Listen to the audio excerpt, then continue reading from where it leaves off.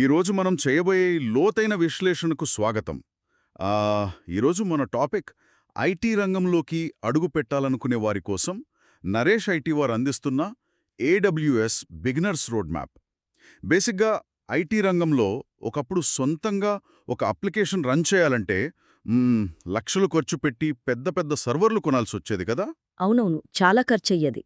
Yeah, కానీ ఇప్పుడు ఒక ఆసక్తికరమైన మార్పొచ్చింది. అదేంటంటే కొత్తగా స్థలం కొని ఇటుకలు పేర్చి ఇల్లు కట్టుకునే బదులు అన్నీ అమర్చిన ఒక అందమైన అద్దెంట్లోకి వెళ్ళినట్లుగా టెక్ ప్రపంచం మొత్తం ఏడబ్ల్యూఎస్ లాంటి క్లౌడ్ ప్లాట్ఫామ్స్ వైపు మారుతోంది.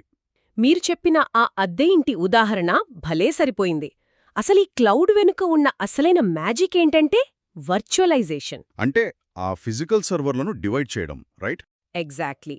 ఒక భారీ భౌతిక సర్వర్ని సాఫ్ట్వేర్ ద్వారా చిన్న చిన్న ముక్కలుగా విడగొట్టి ఎవరికి ఎంత కావాలో అంత మాత్రమే అద్దెకు ఇవ్వడమన్నమాట.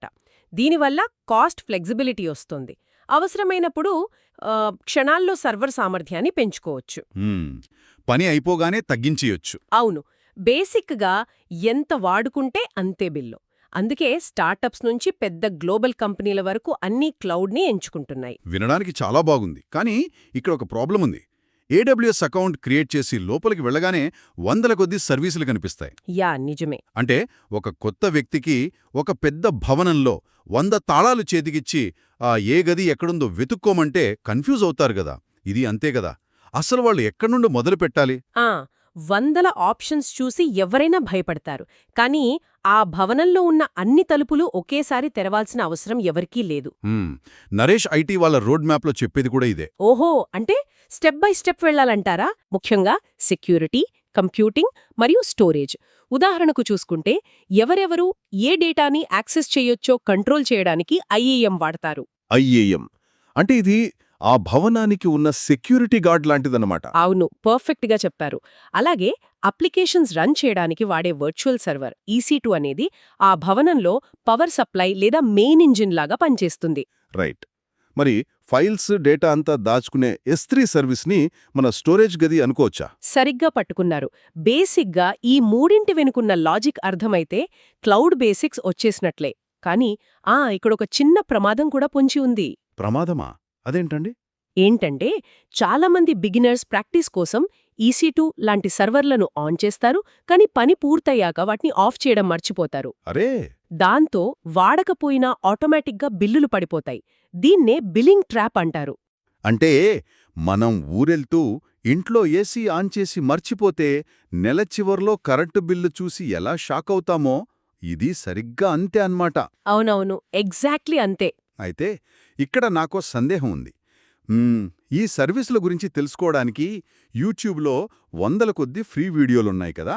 ఏ ఆప్షన్ ఎక్కడ క్లిక్ చేయాలో అందులో చూపిస్తారు. మళ్ళీ ప్రత్యేకంగా నరేష్ ఐటీ లాంటి ఒక ఇన్స్టిట్యూట్లో జాయిన్ అవ్వాల్సిన అవసరమేముంటుంది? ఇది చాలా మందికొచ్చే డౌటే. బేసిక్గా వీడియోలు చూస్తే కేవలం ఒక సర్వీస్ ఏంటి అనేది మాత్రమే తెలుస్తుంది. కానీ ఒక రియల్ టైమ్ అప్లికేషన్ ఎందుకు క్రాష్ అవుతోంది, దాన్ని ఎలా ట్రబుల్ షూట్ చేయాలి అనేది అర్థం కాదు. అంటే ప్రాక్టికల్ నాలెడ్జ్ రాదంటారా? కరెక్ట్. నరేష్ ఐటీ విధానం ఇక్కడే డిఫరెన్స్ చూపిస్తుంది. వారు కేవలం థియరీ చెప్పి వదిలేయరు. ఎక్స్పర్ట్ ట్రైనర్స్తో ఇండస్ట్రీలో ఎదురయ్యే అసలైన సినారియోస్ని ప్రాక్టికల్గా వివరిస్తారు. నేను చదివిన సోర్సెస్లో కూడా వాళ్ళకి 24/7 సపోర్ట్ ఉంటుంది అనుంది. పోతే వెంటనే హెల్ప్ దొరుకుతుంది. ఉదాహరణకు S3లో ఒక వెబ్సైట్ని హోస్ట్ చేయడం ఎలాగో బుక్లో చదవడం కన్నా స్వయంగా సర్వర్ లాంచ్ చేసి కాన్ఫిగర్ చేస్తే వచ్చే కాన్ఫిడెన్స్ వేరు. నిజమే. కేవలం వీడియోలు చూసి ఈత కొట్టడం నేర్చుకోలేము, నీళ్లలోకి దిగాల్సిందే. అబ్బా, భలే చెప్పారు. ఇటువంటి రియల్ టైమ్ ప్రాజెక్ట్స్ వల్లే క్యాండిడేట్స్ ఇంటర్వ్యూలు క్లియర్ చేసి జాబ్ రెడీగా మారుతారు. సో సారాంశమేమిటంటే ఆ క్లౌడ్ నేర్చుకోవడం అంటే వందల సర్వీసుల పేర్లు బట్టి పట్టడం కాదు, ఒక పక్కా రోడ్ మ్యాప్తో ప్రాక్టికల్గా నాలెడ్జ్ పెంచుకోవడం. ఖచ్చితంగా. అయితే ఈ టెక్నాలజీ ఎంత వేగంగా మారుతోందంటే దీని గురించి ఆలోచిస్తే ఒక ఆసక్తికరమైన ప్రశ్నొస్తుంది. ఏంటది? రాబోయే రోజుల్లో ఆర్టిఫిషియల్ ఇంటెలిజెన్స్ బాగా డెవలప్ అయ్యి ఈ సర్వర్ కాన్ఫిగరేషన్స్, నెట్వర్క్ సెటప్లు లాంటి క్లౌడ్ మేనేజ్మెంట్ మొత్తాన్ని దానంతట అదే ఆటోమేట్ చేసేస్తే ఎలా ఉంటుంది?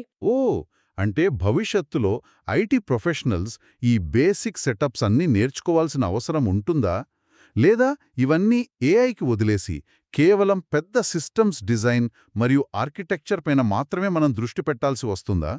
నిజంగా ఇది భవిష్యత్తు గురించి ఆలోచించేలా చేసే ప్రశ్నే. శ్రోతలు దీని గురించి మరింత అన్వేషిస్తారని ఆశిస్తూ ముగిద్దాం.